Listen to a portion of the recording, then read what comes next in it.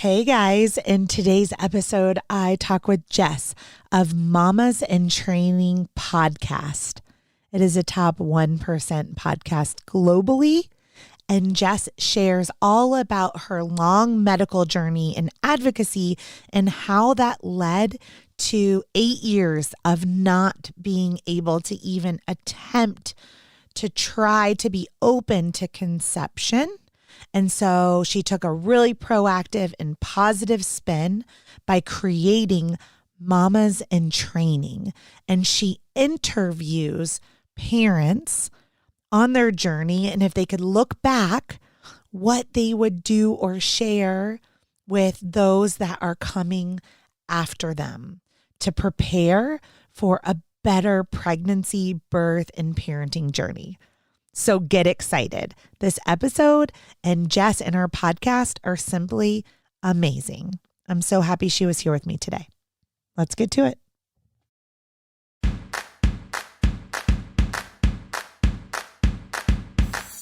What does a contraction feel like?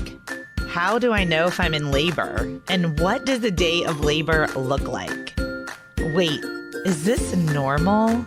Hey, I'm Heidi. My best friends call me Hides. I'm a certified birth doula, host of this podcast, and author of Birth Story, an interactive pregnancy guidebook. I have supported hundreds of women through their labor and deliveries, and I believe every one of them and you deserves a microphone and a stage. So here we are. Listen each week to get answers to these tough questions. Birth Story, where we talk about pregnancy, labor, deliveries, where we tell our stories and share our feelings. And of course, chat about our favorite baby products and motherhood. And because I'm passionate about birth outcomes, you will hear from some of the top experts in labor and delivery. Whether you are pregnant, trying desperately to get pregnant, or you just love a good birth story, I hope you will stick around and be part of this Birth Story family. Okay, just a little something before we get started today, and that is, what happens if you don't take Birth Story Academy? So let's say you're pregnant. That's why you're listening to the Birth Story podcast, and you're preparing for a hospital birth that's upcoming. And of course, this podcast gives you tons of free information, right? But do you really understand the stages of labor? How to know when you're in labor? What if you have to have an induction? What about a cesarean section? What about all of the decisions that you have to make once you get to the hospital? So you get there and then they put you in triage. Birth Story Academy walks you through all the things that happen, like that rapid fire with monitoring and blood work and questions and IV ports. And do you want an epidural? I don't know. Do you? In Birth Story Academy, we literally break down all of those decisions, pros, cons, risks, benefits, intuition, and we get into it. We make birth plans, we do birth visions, we listen to birth affirmations and parenting affirmations. And at the end of it, you know exactly what's going to happen when you go into labor and when you get to the hospital. What's going to happen after you give birth, newborn care preferences, how to take care of your baby. So I guess what I'm getting at is, if you're not in Birth Story Academy, what's your plan, right? I want to be your teacher. I want you to come join me in Birth Story Academy and let me walk you through all of the decisions that you have to make if you're having a hospital birth, and how to have body autonomy and how to have informed consent and informed refusal. I'm going to teach you and your partner, if you have one, everything that you need to know about birthing in a hospital so that you can walk in that door with some swagger, with some confidence, wash that anxiety away because you learned everything you needed to learn in Birth Story Academy and you are ready to crush that birth, right? Okay, let's do it. And let's get to this episode. Hey, Jess Lorion, welcome to the Birth Story podcast. Hi. Thank you so much. I have to say too, before we start, it's really a complete honor to be here. I've been a fan and listening to Birth Story for a really long time. And I feel like we have a similar connection to birth stories, and just feeling like we were meant to do this. I know that that's how you feel. So excited. And so, yeah, so I just feel a kindred spirit in you. So I just wanted to let you know that Yeah. publicly. And you guys, like Jess and I had to like cancel and navigate and here we are. And I just told Jess, like, it purely authentically, you guys, I just finished, well, it's like 10 in the morning and I've already been to the book fair at school, met up with all the like parents, registered my kids for a swim team, which they've never done anything like athletic in their lives. Gotten a pool membership, spent all morning at Lowe's, built a garden and built a fence. And it's 10:30. Mama goals, hashtag mama goals. Yeah. But what I didn't do is prepare for Jess's interview. That's okay. So I know all be real and raw. it is. And I know like not that much. And so I'm going to literally be asking you all these questions that I don't know the answers to. And I love because Jess sent me some questions to ask her in advance. And so I'm really excited to go through some of those questions too. So Jess, let's start at the very beginning. This is not a birth story episode. This is an expert interview. And Jess is a fellow podcaster with a top 1.5% globally, which beats me in the birth story podcast. It does. I have a top 5% podcast globally. So top 1.5% is ginormous. Aww. So we're with a legend. So let's hear all about it. Jess, can you tell us who you are? Sure. Yeah. Well, first of all, it's an honor to be called an expert because I've struggled with this. So I have my podcast, Mamas in Training. But why I struggle to call myself an expert is that I'm actually not yet a mom. And that's kind of the whole thing that makes my podcast and everything that I do a little bit unique, because I don't believe there are any other podcasts about motherhood, pregnancy, and birth where the host is not yet a mom. And so I'll get into a little bit more of why I did that. But essentially, the long and short of me is I've been married this year I've been married for 5 years this year, but with my husband for 14 years. We live in New York City. And in addition to being a podcast host and creator, I'm also an actor, voiceover artist. I've traveled the country in national tours, performing in theaters. I'm been in commercials and I pursue TV and film and all kinds of stuff. So sort of multi-hyphenate. But I've always, like I mentioned in the beginning, just had this desire to learn about pregnancy and birth. I just always feel called to it. I'll actually tell you one quick little story. Yeah, please. Just a couple weeks ago, I got this text from a family member. And I don't know what it was. Like the family member was not even anywhere like insinuating anything. It was just about getting together as a family. And I turned to my husband and I said, "They're pregnant." And he was like, "What? What do you mean?" And I was like, "I don't know what it is. It's just some sort of intuition, but they're pregnant. And if I don't tell you that I know this, then no one's going to believe me." And sure enough, I went to visit them just recently and they made their announcement. And I was like, I knew it. Yeah. So yes, I don't know. I feel this connection to women and to motherhood and of course to babies. Yeah. Jess, if anyone listens to the podcast, has read the book, the intro, I have that same thing going on that you have, which is that like, it's the craziest thing, but I'm very connected to the womb. And it's like, if there is a little soul in there, it's like I get these whispers and these prompts in advance. It's been like this since I was a child. I have no other premonitions about anything, right? Yeah. Like nothing. But I've always really kind of been able to predict, but not really predict, like with a knowing. Yeah. When I'm in the presence of someone, even if I'm talking to them on the phone and they're carrying a baby. It's the craziest thing. Crazy. So I totally get that. It's part of the intro to the book on why I became a doula.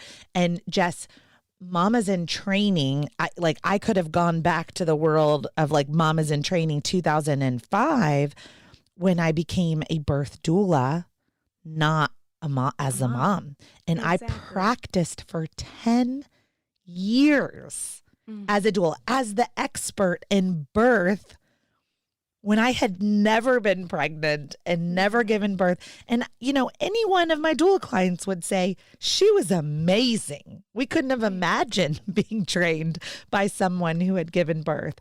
And, and now I have been blessed after a fertility journey with 2 children in my late 30s. And, you know, the way I practiced didn't change. So, I mean, things about me changed, but the art, the womanly art of nurturing and caring for another woman, that's just how we're born, some of us. It's an instinct. So I want to hear more about, how old are you, first of all? I will be 36 next month. Okay, in so June. 36, you're obsessed with birth and pregnancy and all things parenting. You've been with your hubs for 14 years. I'm going to go out on a limb and be super careful with my words, but are you obsessed with birth just because you're obsessed with it, or do you have a desire to be a mom? Oh yeah, I will be a mom. Okay. Absolutely. Okay. So take me on this journey then. How does, because people ask me all the time, how did you become a doula when you hadn't even given birth or been pregnant? And I have a story. So how did you start a top 1% global podcast on training moms when your own parenthood journey hasn't begun yet? Back in 2011. Okay. So I mentioned I was a theater performer and an actor, and I had been in the midst of getting a ton of auditions, coming really close to some really big dream opportunities. I was under a lot of stress. Not quite sure if that's sort of what led to everything, but I started to notice a few spots on my skin. And to be honest, I live in New York City. I thought it was bed bugs at the time. And my best friend had actually flown in from Chicago and was sleeping with me in my bed because we were going to all these auditions together for 2 weeks. And she didn't have anything on her body. And so I'm thinking, it can't be bed bugs. What's going on? So I ended up going to get it checked out, got a biopsy, and turns out I was diagnosed with psoriasis. Well, I ended up, thank God, getting blessed to have the opportunity to be on the national tour of Beauty and the Beast. And that was a 2-year contract. So I signed up to go on the road, went on the road, traveled all over the United States and Canada. But as I was traveling and performing and doing something that I loved more than anything, I simultaneously was exploding my body. I had psoriasis completely after a year cover my body from the head to toe. And I was in so much pain. And I was wearing these costumes, and people would, the dressers in every single city were very, very sweet, but they would comment, oh, did you get attacked by mosquitoes? What happened to you? All of this stuff. So it was really challenging to kind of overcome how I was feeling. And it was this weird dichotomy of doing the thing that I loved more than anything, getting paid to travel the country and hang out with my friends and dance and sing on stage, but then also have this condition that truly made me feel like a monster. It was awful. Let's define for the audience psoriasis. So I know what it is, but I venture not everyone listening might have any idea what you're talking about. Yeah, essentially in layman's terms, the cells of your skin overproduce, and oftentimes it's caused by some sort of gut stress or something going on in your gut. And so you end up getting little patches. And then if it's severe, it can turn into big patches, which is what happened to me. It was literally massive patches all over my body, covered head to toe. And this is an autoimmune condition, correct? Yes, it's an autoimmune condition, and they get red and scaly. And really at the time, the only there's no cure. So what they do is they just treat the symptoms like everything else. But they gave me a steroid cream. But the condition was so bad that I was putting this steroid cream on my entire body, like body cream, like body butter, every morning and every night. And it came to the point that I was on a little bit of a break. We had like a 2 week off of the tour, and I went to see my dermatologist, and he said, you need to stop doing that because you're thinning your skin with this steroid cream and it's really dangerous. And I said, well, there's nothing else that I can do. I was really at a loss, and I was feeling very uncomfortable. They ended up putting me on a medication. It was a biological medication. So I had to inject myself and travel around with the medication. It was really frustrating because I had to keep it refrigerated and all this stuff. But anyway, I ended up using it. It sort of ended up helping. However, a year after that, I was in LA. I was performing. My husband, now at the time, boyfriend at the time, came out to visit me. And I started developing some pain in my ankles and my feet. And I had just bought a pair of sandals. So I thought, well, it's probably just the sandals. We did a lot of walking around LA. However, it was so painful that the heels that I had to wear for my show were so painful. And I had actually, in about a year and a half, never called out of a show, meaning I never missed performing in a show, but I had to call out. I'll never forget that night. We were in the house that we rented this little like Airbnb house, and I couldn't walk to the bathroom to brush my teeth before bed. And my husband literally had to carry me to the bathroom. I was in so much pain. And I have a pretty good pain tolerance. It's pretty high. And so he definitely knew that something was going on. So ultimately, what ended up happening is I ended up being diagnosed with psoriatic arthritis because I developed arthritis. And, I would say that the medication that I got put on gave me the arthritis. Doctors wouldn't say that, but that's what I say. Either way, I was in so much pain. I ended up finishing out the tour. I had to buy a cane back in New York City because I couldn't walk at all. And it was just way too painful that I decided I have to go home and move back in with my parents for 6 months because I can't live in New York. I need to have someone really like waiting on me hand and foot when I feel like this. And my husband still has to go to work. And so I moved back home and started the process of healing. However, and I'm getting to why I haven't had kids yet. The only option for me at that time, since my case was so severe, was to go on a really, really strong medication that's often used in different types of cancer patients. And you have to limit your alcohol. But one of the most severe symptoms of it is you cannot get pregnant. And if you do, you'd have to have an abortion, 100%, no questions asked. So I was on this medication for about 8 or so years. And at the time, it was okay. I was only about 26, 25, whatever it was. And it wasn't that big of a deal. But as I started, we got married, time went on. I was in my 30s. I was really wanting to start a family. And so I didn't know what that would look like because I would have to be off this medication in order to become pregnant. And I didn't know what was going to happen to my body. And the medication was keeping this autoimmune disorder Completely. like in remission? Yeah. I mean, I was Completely. essentially fine. I mean, I had a little bit of spots here and there on my skin, but I hadn't experienced any pain of my arthritis or anything. So Okay. I didn't know whether I was going to come back full force, if I was going to get pregnant and then be like bedbound. I didn't know what would happen. So in that moment, you felt like it was a choice.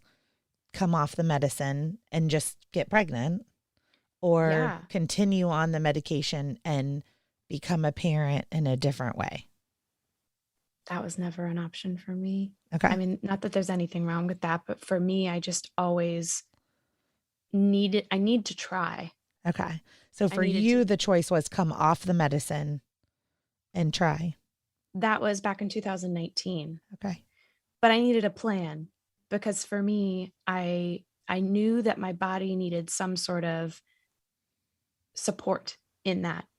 So what I ended up doing is followed the autoimmune solution diet. It's a specific diet because I thought, well, maybe if I heal myself and make the inside of my body as powerful and strong and healthy as possible, then as the medication I'm weaning off of it, it'll kind of supplement and support the two, you know? Okay. So that's what I did. And it was a really, really long journey. I started back in 2019. I went on this really strict diet for probably about 6 months. And then I slowly, like when I say slowly, I mean over years, started to wean my way off of, at the time, it was actually 2 medications that I needed to get off of. And so I was slowly weaning myself off of the medications, um, not knowing, every step of the way what was going to happen. Uh, but the thing is like anything in life, I had my why. My why was so clear, and I could visually, see myself holding an infant and the way that our life would be with that baby in my arms. And so there was no question that this is what I had to do every step of the way. And while it wasn't easy, it at least made it, possible. And I'm happy to say now, 2.5, 3 years later, I'm 100% medication free and I have no pain. Wow. So how long did they recommend that you had to be off of the medication before attempting a planned pregnancy? Well, their responses varied. At one point, I got 3 months. Another point, I got 6 months. Another point, I got 9 months. So after doing a little bit more research, I'd say the most popular answer was between 3 and 6 months. So we definitely waited 3 months before I would even get off my birth control or anything like that. But Okay. yeah, it had to completely be out of my system. But the reason why I started Mamas in Training is because when I decided to go on this strict diet and make this my focus to get off my medication, I needed something positive to focus on. And I needed my energy to be like going in the right direction. And simultaneously, all of my girlfriends around my early 30s were getting pregnant and having babies. And so I was surrounded by these birth stories and information. And I was like, oh, I'm soaking up all this stuff. And I was like, well, what if I learn and everything that I learned from moms who've been there, I put it into episodes and share it with other aspiring moms. So that's what I did. I love it. Okay, so let's talk about episode 1. Yeah. So you have this idea, you're like, I'm going to turn this into something positive, and then you've got to launch a podcast. And you have clearly the experience with voice and acting and entertaining, that type of thing. But what did you choose to launch with? Well, it's funny because yes, I have experience, but I'll tell you, when I look back, I knew nothing at the time, and my podcast has grown so much. So if you go back and listen to episode 1, and then you listen to the most recent, like episode 114 or whatever it is, they are dramatically different. But what I did is I started with, so primarily my podcast is interviews, because I'm an expert through learning, but I'm not the one to speak about this. So I have guests on to speak about their experience and what they wish they had known before they became a mom, so that we can learn from them. And so I decided to start with my main inspiration. And the inspiration from the podcast came one day when I was visiting one of my best girlfriends, Amanda, and she had just had her baby. It was 2 weeks out. And she was talking about how when she was pumping or she would breastfeed, she felt really lonely and kind of isolated. And so actually the podcast Mamas in Training originally had a different title, and it was called The Pumping Podcast. And its intention was to give moms who were currently pumping or breastfeeding something to listen to during that window so that they didn't feel so alone. And that came from my girlfriend Amanda, because she was like, every time I'm pumping or breastfeeding, I have to go into the second bedroom at my in-laws, or I have to go into this private room at my work. And, it's kind of isolating. So that's how it started. And I thought, well, I'm going to interview my best girl. And so I sat down and I chatted with her about her journey of mastitis and what breastfeeding was like and what she thought it would be and what it wasn't. And I just, I documented her journey. Very cool. So let's go. So you have 100 and you said around 14 episodes. Yeah, I think today is about 114. No, we're about the same. I think as I'm recording this, I think I'm like around 130 or something. Yeah. So for all those audience members, yes, you can have a podcast in the top 1 to 5% globally with just 100 episodes. Only 1% of podcasts ever achieve 100 episodes, which is so cool. So kudos Yeah, to us for perseverance, right? absolutely. Okay, well, I want to know in those 114, what are some of your standout episodes what are the ones that kind of hit you the hardest? There are two that I'll mention Okay. that really kind of opened my eyes. One of them was ironically with a dad, and I don't really have episodes with a dad. I primarily interview women. However, this episode was so eye-opening and is one that is not only important for, I think, the baby carrying parent, but also the partner to listen to, because it's with Ellie Weinstein, who in postpartum, he experienced a panic attack. And it was essentially because he never really diagnosed and went through and uncovered the feelings that he was experiencing during his wife's pregnancy and then subsequent birth. So in episode 106, it's called What About Dads, and how your partner could silently be suffering. And I think very often as women, we tend to, we're the ones, or whoever is carrying the baby, we're the ones experiencing this physically. And so all of this, trauma and work is happening to us and our bodies. But we really have to be aware of the fears that our partner might be going through. And if we don't open up that means of communication and ask our partner what they could be actually going through, then they could be bearing things down below, and it could explode in front of us in the future. So that was really eye-opening to me in episode 106. I have several partners right now that are just popping in my mind where I heard from the birthing person like 6 weeks later or a month later or 3 months later about these panic attacks and just like debilitating anxiety and stress of becoming a new parent. Because like you said, the person caring, we're often planning for 9 or 10 months in advance. And the other person sometimes is like, humbly dismissive until they see their baby in front of them. And then it kind of can catch up, especially with lack of sleep. It can catch up. Let's do that. Well, and I think what happens too is the partner who is not the birthing partner doesn't want to burden the birthing partner. You know what I mean? Like the Yeah. birthing partner is already going through so many hormonal changes and so many stressors and all these things that they don't want to burden the birthing partner. But it's really going to be even more of a burden if postpartum they have a panic attack and they're unable to help you when you most need it. So I think it's important not only for the birthing partners to hear, but also for us as the birthing person to hear, to understand that we need to really remember our partner here and what they could be going through. Yeah. And then the other episode it's actually a recent episode, number 112, that was really eye-opening to me. It's all about how to manage your time in each of the 5 trimesters. And we specifically say 5 trimesters because we talk about going back to work. And I think it's a really great place. For me, it was awesome to just think ahead and know what is going to happen. What can we expect? For example, like in our first trimester, it might feel like X. In our second trimester, it might feel like Y. And on our third trimester, it might feel like Z. And so, what can we do in each of those 3 trimesters, and then the fourth and fifth as well, to combat any sort of stress or to-do list that fills up?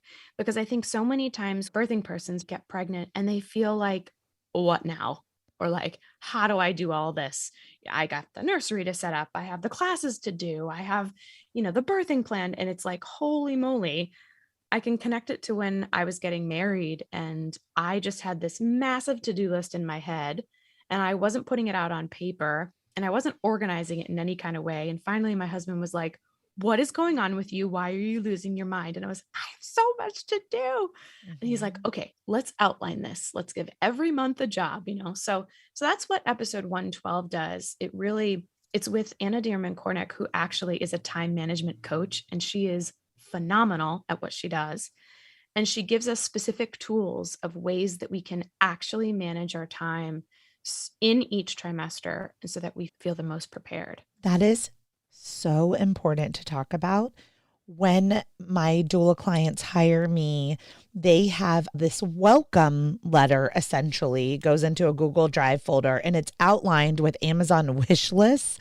And then first trimester, second trimester, third trimester, I give them to-do lists as if they didn't have enough to do already, right? But it's more like, making sure they're going to the chiropractor, doing their yoga stretches, practicing their breathing, so that it's not so overwhelming and that we're also not 36 weeks pregnant trying to prepare for all the things with maybe 1 week left to go. So I sort of outline it. Like episode 106 about your partner and episode 112 about time management and these invisible tasks. Ultimately, it's all about communication with your partner and outlining kind of what's to come. Yeah. So you can get on the same page. Do you focus on preparing for birth at all or mostly for parenting? No, I'd say I focus more on preparing for birth. Okay, excellent. And it'll be interesting to see how the podcast adapts and changes once I do become pregnant and then do become a mom. And I believe while I'm using the term mamas in training, and that's how I've always referred to myself, I'm a mama in training. Yeah. I'm using it to refer to the time that potentially you're even not pregnant yet, or you're pregnant, expecting, and you're on the journey.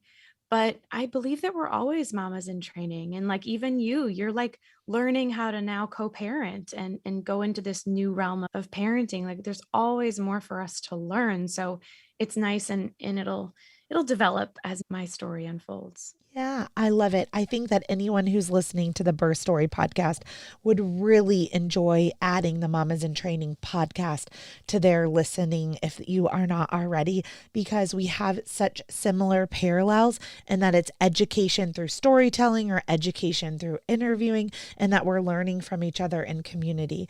So talk to me a little bit about community and how you've built community and why community is so important for women and birthing persons. Yeah, absolutely. I mean, so there essentially are three pillars, I like to call them, that I've learned after interviewing over 100 women.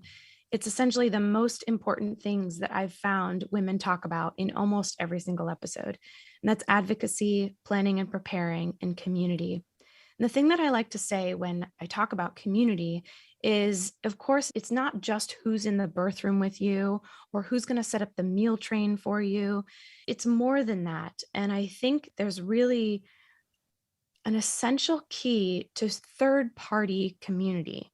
And what I mean by third-party community are the people that aren't really connected to you, that don't know the ins and outs of what you're going through. And it's not your immediate friends and family. I think this third-party community gives you a different perspective. And so this can be found in something like a Facebook group. We'd love to have you join the Mamas in Training Facebook group, where you can connect with people like Anna about time management and learn more from Anna in our Facebook group. So things like Facebook groups or things like online support groups, or now we're doing some more in-person support groups, which is great. There's so many lactation groups. There's so many new mom groups, but a place that you can go where women are in your shoes, or women have been there in your shoes, and you can know that what you're going through is totally typical, totally normal. And women aren't going to take a preconceived notion of you and your past and your history and give you support based on that advice or that information. And I especially think that this is important for when we're adding a second child or third child into the mix, because from what I've heard, it's like, you get showered, it's all exciting with your first baby, it's so amazing. And then you get the second, and maybe you get a sprinkle, but it's like people are like, okay, good luck. You know what you're doing. But this is a whole nother box to unpack, and there's so many other layers to becoming a second or third mom. And so when you're with a third party community, like a Facebook group or an online support group or an in-person support group, people are just as excited as if it's your first, and they're going to celebrate you the same. I think that's important for our heart and our ego, to be Yeah, honest. I think so too. One of the things I've noticed through 18 years of dueling and the postpartum visits is that it's like the day before you give birth, you're glowing and you're cute and everyone's so excited and they want to talk about everything. Mm-hmm. And then, like, I'm not saying they go to the grocery store the next day, but like, let's say on day 5, they're going to the grocery store and it's like, a lot of times there's this feeling of just like emptiness or feeling not as special or not as like looked upon or doted upon Yep. when the womb is empty and the baby is on the outside. And then the focus goes away from the birthing person or the pregnant person to the baby. And so definitely community is a way that can help still kind of lift you up, especially if there's a whole bunch of people in that community that have recently gone through the same thing that you're going through. So, Yeah, I think it's just kind of this idea of like feeling seen, mhm. It's like, I see you, I hear you. And even if you're not in a place, like say you're going through something, say you're experiencing postpartum depression or anything, and you join a community like our Facebook group on Mamas in Training, you can even post anonymously. Like say you are having some really scary thoughts. I mean, I would encourage you to be open and to share it as you are, because we're just going to support you the same. But say you want to post anonymously, there's that tool to do that. And I think just getting things like that off your chest and having people say like, I hear you, I see you, I've been there, it makes a huge difference. It really does. I'm going to give a quick story of the power of community. And that is my doula clients have macro communities and micro communities. And my Birth Story Academy, those who take my online course, have a macro community with a Facebook group also. So within these bigger communities and then the smaller communities, and the smaller communities are birthing persons that are due in the same month. They live in the Mm, same city and they have the same doulas. So like we have like it's 3 amazing. main things in common to go from. And my micro communities, there's usually 6 to 8 per month. They get very close and very tight. And just recently, the group of new moms got together, and one of the new moms had a postpartum doula at her home, and they were all sitting on the couch and talking. They sent photos and things like that, and they were together for 2 hours. Here's what happened afterwards. I received a call from the postpartum doula saying such and such doesn't seem right. Then I Mm. received 5 text messages from 5 of the birthing persons saying, I need you to check in on such and such. She doesn't seem right. But what was the most powerful text was the last one I received, which was directly from such and such saying, I just got together with the community and I am feeling different than everyone Wow. else is feeling. So everyone, the good news is everyone told on her essentially Yeah. and by told on her, looking out for her to help her. Supported her that way. Yeah. But because of community, she was, as a new She mom, saw she it. was able to recognize she had no idea she had severe postpartum depression and anxiety, and she needed immediate help. Mm-hmm. And she had no idea until that community gathering. She Mm. thought that I'm a first time parent and I haven't slept. And this is, I guess, how you're supposed to feel. I don't know any Yeah. different. And her community let her know you need help. And she got help and she's doing great. Oh, that's so amazing. You know, power of community in person, Mhm. especially shortly after, giving birth. So, what do you have planned for this year with Mamas in Training? So, what can my audience who would be new subscribers, what could they look forward to hearing from you on this year?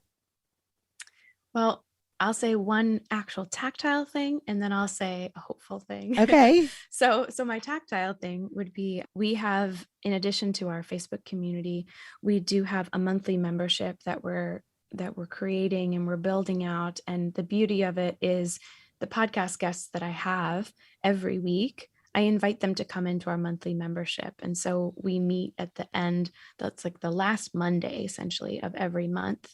And it's a place to just further the conversation about whatever topic that podcast host talked about. Sometimes we don't have a podcast host. Sometimes it's just the community of us to get together in an online fashion and share how we are and support each other, just like you mentioned. But the nice thing about the podcast guest is, say we had a conversation like in episode 92 of the podcast, we talked about intrusive thoughts and what happens if you don't fall in love with your baby right away. And it was with Dr. Alice Pickering.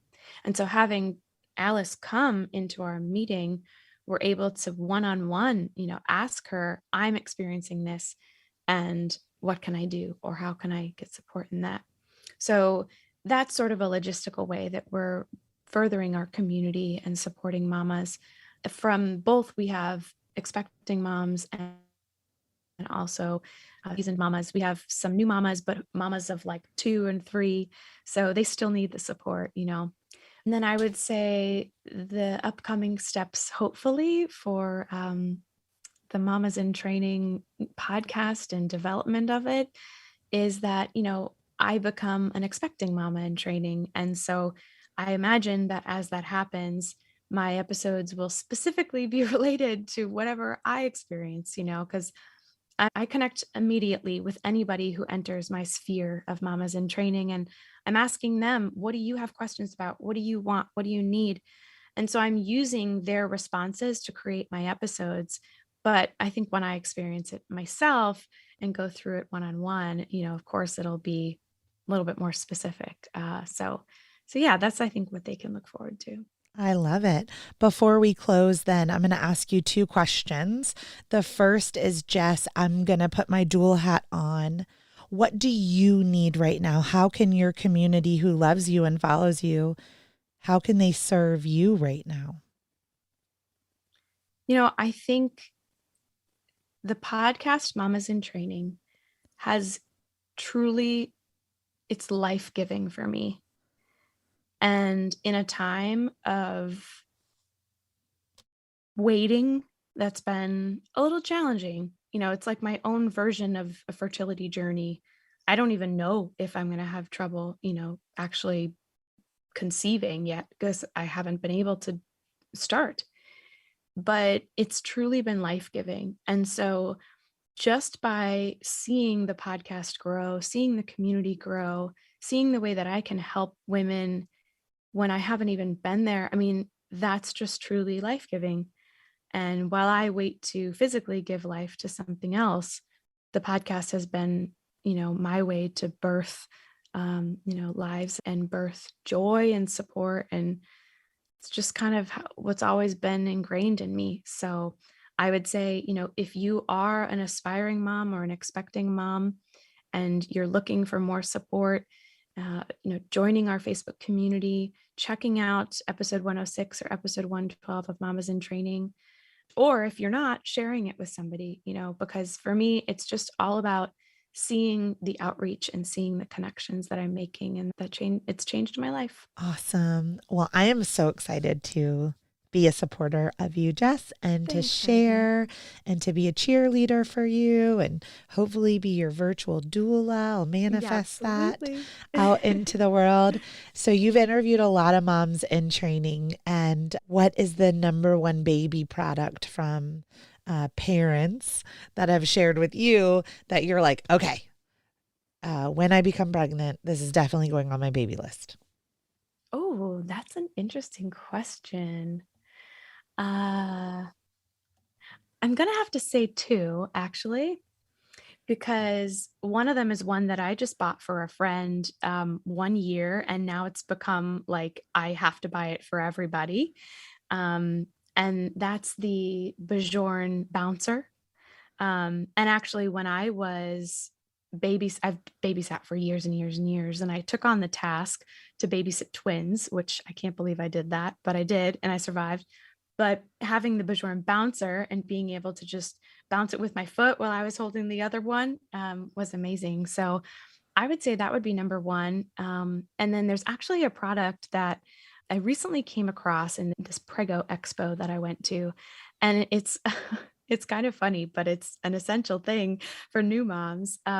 It's a bodysuit for a baby, essentially like a onesie, but they call it a bodysuit, and it's Boom Boom blowout bodysuits. So the Boom Boom Baby Company created these bodysuits that essentially are made with the same material that cloth diapers are made out of.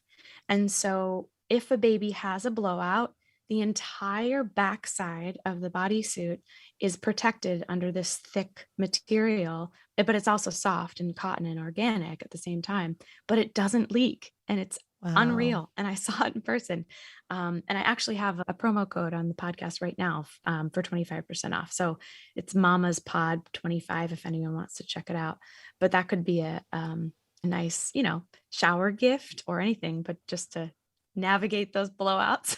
Very cool. I haven't heard about that product. So I think we're going to list all of these different things in the show notes. So the podcast episodes and the products, speakers that you spoke about also, so that if you are digging into this episode with me with Jess and you're like, but I need all these different, I need to go down the rabbit hole of now stocking all these different pieces, we're going to make it easy for you and put it all in the show notes. So, Jess, thank you so much for being here today. Thank you, Heidi. You're welcome. And I am very excited for a podcast swap.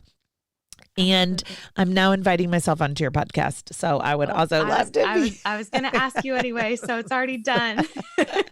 And I'm like, make sure you join so you can hear Heidi's episode. I know. I'm like, and I'll see you soon on my episode. Absolutely. So, have a great day, Jess. Thank you so much. You too. Thank you for listening to Birth Story. My goal is you will walk away from each episode with a clear picture of how labor and delivery might go, and that you will feel empowered by the end of your pregnancy to speak up, plan, and prepare for the birth you want, no matter what that looks like. Okay, I have a really amazing discount for you guys with anjahealth.com. So it's ANJAhealth.com. They are my exclusive partner for cord blood and tissue banking. If you've listened to episode 88 of the podcast, where I interview the CEO, Catherine Cross, all about cord blood and tissue banking and the 1,000 questions that I had. My child has cerebral palsy from a birth injury. I cannot go back in time. It is one of my greatest regrets.